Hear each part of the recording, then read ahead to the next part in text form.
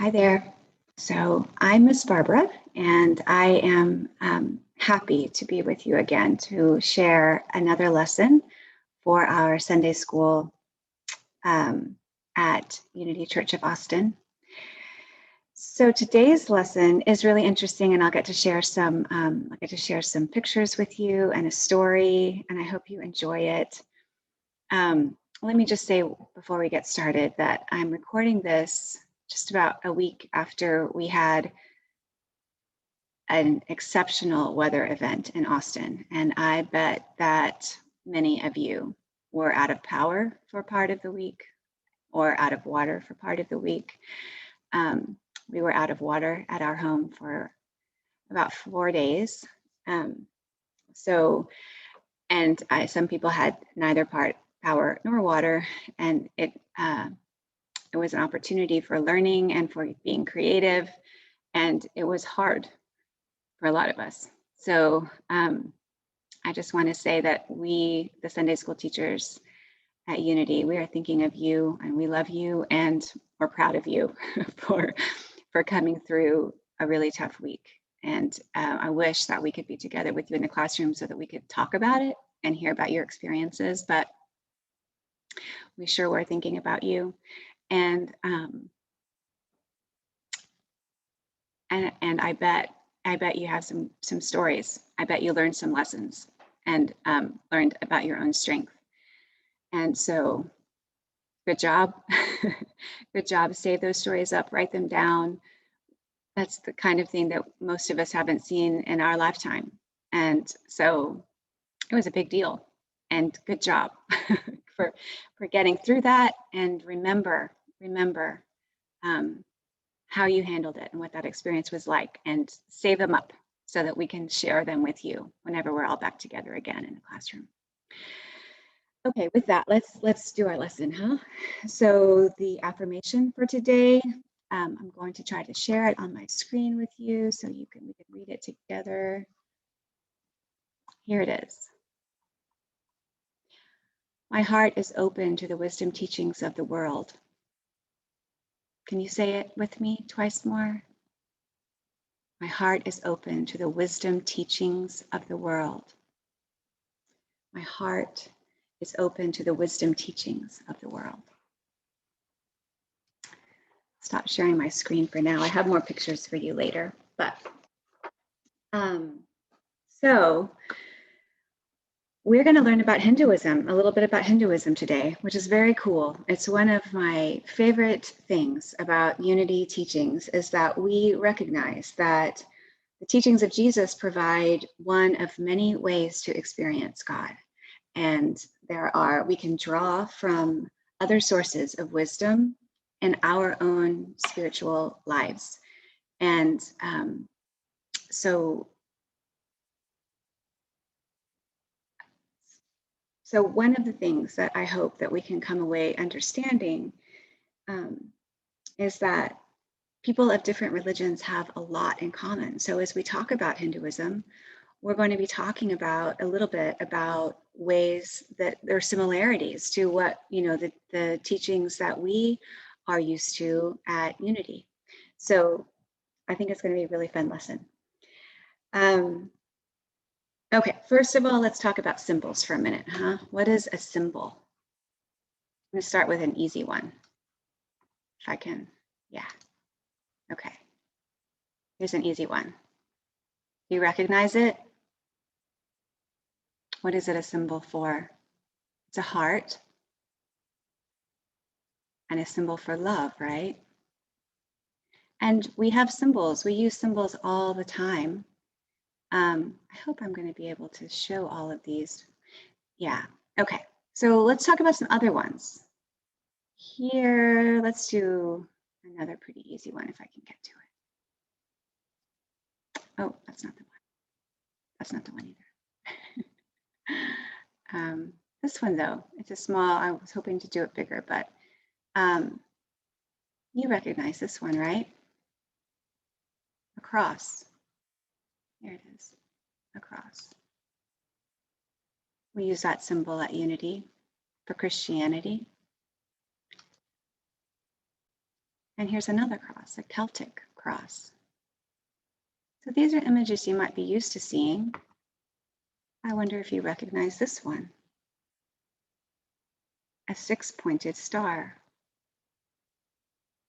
That's an important symbol in Judaism.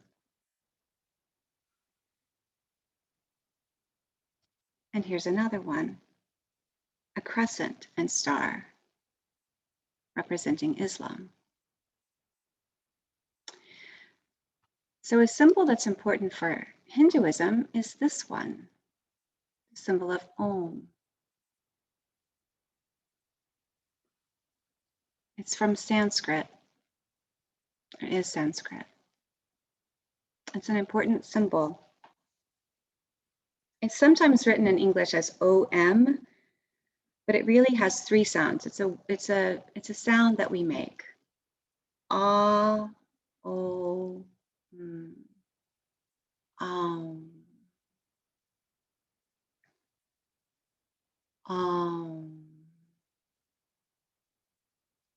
Sanskrit is an ancient language from India.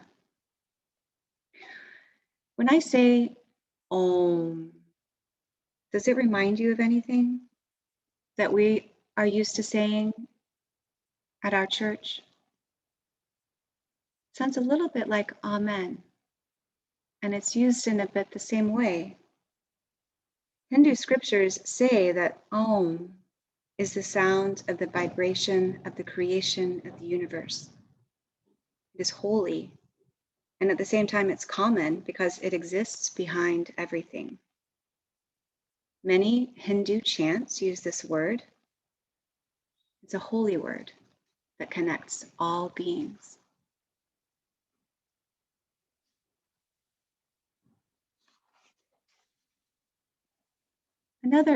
I wanted to share with you some other pictures that are interesting and important, or will help us learn a little bit more about Hinduism. Here's a picture of something called a rangoli. These are made of colored rice flour, white rice flour, and sometimes flower petals or clay lamps. And they're done on special occasions in India, such as religious holidays. The artists create these designs as an offering to God. And there's no attempt to make the design permanent, meaning something that lasts a long time, because non-attachment to the creation, to the art, is part of the offering. And I have some more images here of these beautiful artistic creations. These offerings made, they don't last, right? But they're beautiful. These expressions and offerings to the divine. If you're inspired to, you might think about drawing one of your own design.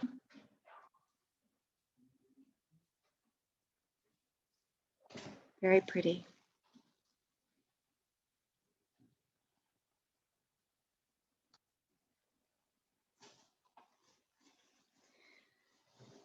So today we are, is that all my pictures? Yeah.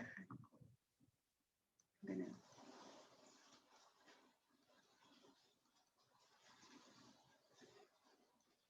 go back through these. So moving on to our lesson for today. Our story. Our story is called Krishna's Offer. And it's a story taken from Hindu scripture. And there are some interesting names in the story that we're going to learn together how to pronounce. There's Krishna, representing God. There's Arjuna. There's Duryodhana. And there's a place, Kurukshetra. So we'll be learning those names and words and as part of our story. So I'll stop sharing my screen and let's hear the story together. In northern India, the plains of Kurukshetra spread out beneath the tall, rugged Himalayan mountains.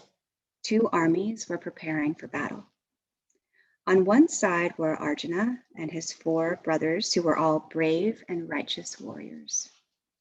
They fought to gain back the kingdom that was taken from them unfairly.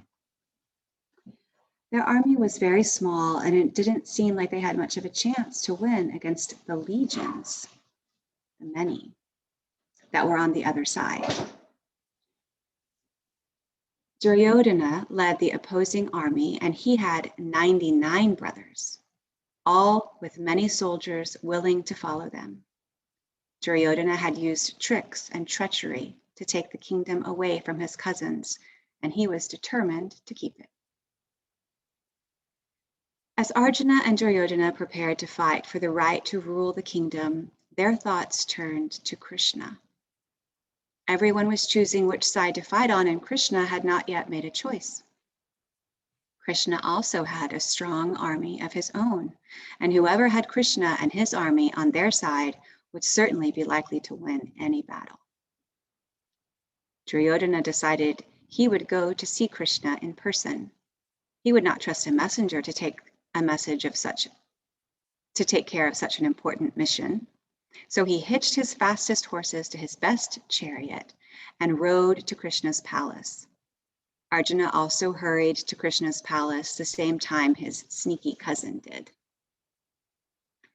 Duryodhana arrived at the palace first and was shown into Krishna's inner chamber. Krishna was in bed, asleep. Duryodhana knew it would be wrong to disturb Krishna's sleep, but he boldly walked in and chose to sit in a beautifully carved chair close to Krishna's head. Just a few moments later, Arjuna was shown into the room. He spied Duryodhana sitting near Krishna's head, but didn't say anything as he moved carefully to the foot of the bed and remained standing respectfully, gazing at the sleeping Krishna with devotion. After a time, Krishna stretched and woke up. As he opened his eyes, he immediately saw Arjuna standing at the foot of the bed, and Krishna smiled warmly.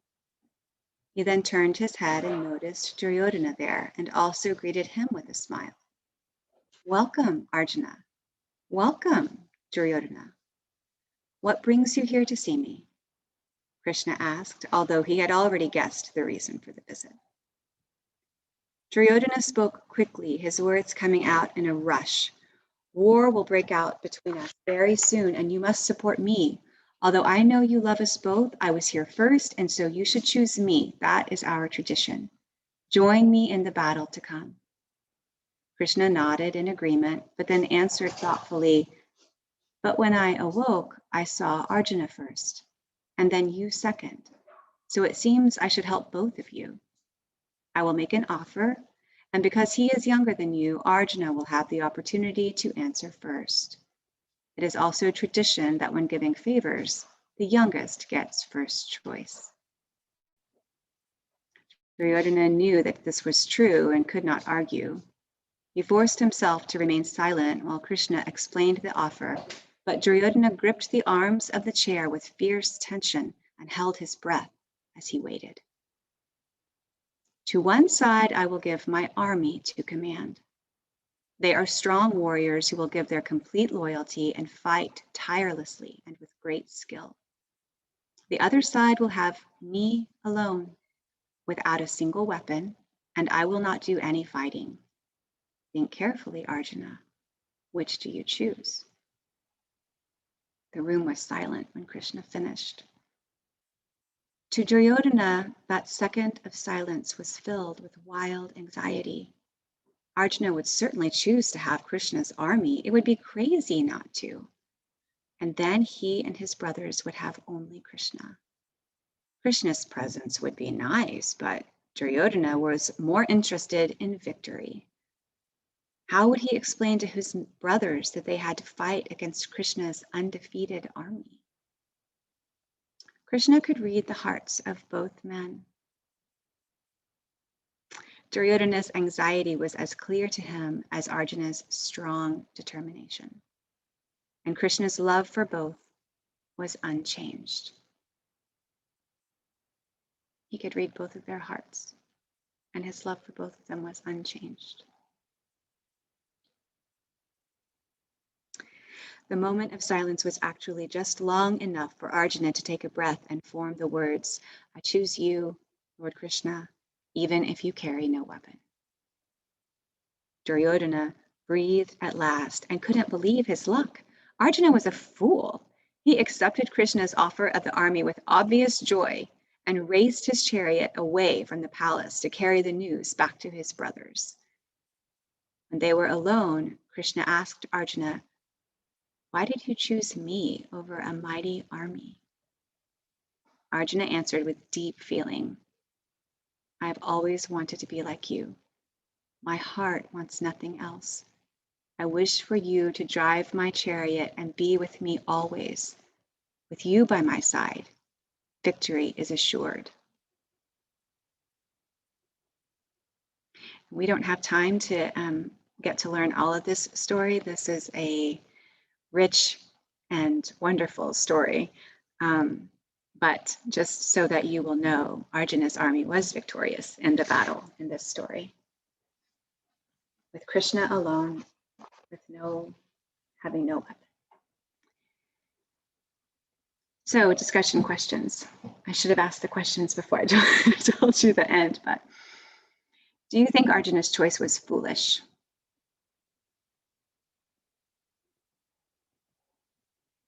What if I had asked that question before I let you know that Arjuna was ultimately victorious? Do you think it was foolish? He left a skilled and large army of men, but he had Krishna with him.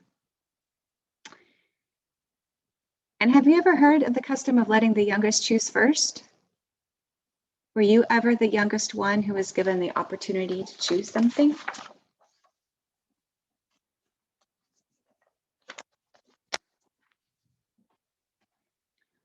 It makes me think of board games, actually. Sometimes when we play games at my house, the game rules will say that the youngest person goes first, which I guess is a little bit different, but I've had that experience before. And it doesn't always make everybody very happy, does it? Have you had that experience too? The youngest is happy. Okay, so something that I don't think we covered, and I meant to do it before our story, is to understand a little bit more about Hinduism. So, like Christianity, Hinduism has a lot of different expressions and followers. Multiple gods and goddesses represent different aspects of God. Yet there is one source from which all creation comes, pure consciousness, represented by the sound of Om. That symbol that we saw, that Sanskrit symbol that we saw earlier. Hinduism emphasizes doing one's duty, or dharma. It teaches that living rightly by thinking of others increases one's speed of evolution through many lifetimes. In Hinduism, the creator is Brahma.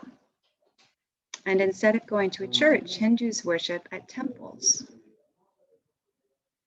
Their holy texts include the Mahabharata. And in Hindu, I'll finish that part. Part of the Mahabharata is called the Bhagavad Gita.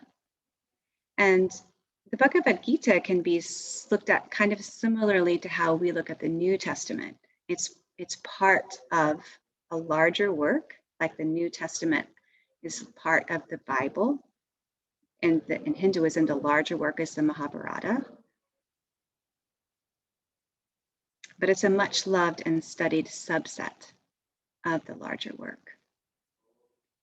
The Mahabharata has no known human founder or beginning.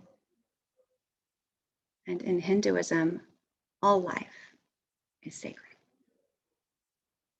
There's much, much, much, much more that we could talk about and learn about about Hinduism. We've just barely gotten a little bit of information about it, but isn't it interesting Isn't it interesting how many similarities there are? How we both have symbols. We have a book that's very important to us. We talk about God as being within each of us, that sacredness of life. So that is our story and our lesson for today. Maybe we'll end with an Om together, but first let's do our prayer for protection. The light of God surrounds me.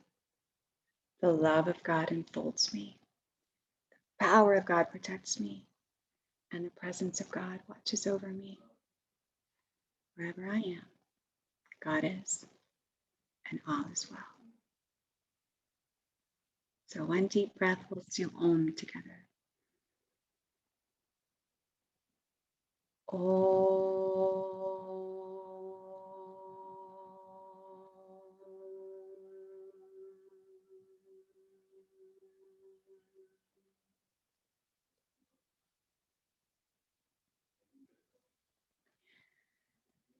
3 long Oms is something that you can do with your eyes closed and with deep breaths between each one. I encourage you to try it and see how your body feels after doing that practice. And to end, let me just say, we'll do our blessing. We love you. We appreciate you. We behold the Christ in you. I hope you have a great week. It's been great to share this lesson with you today. See you soon, I hope. Bye-bye.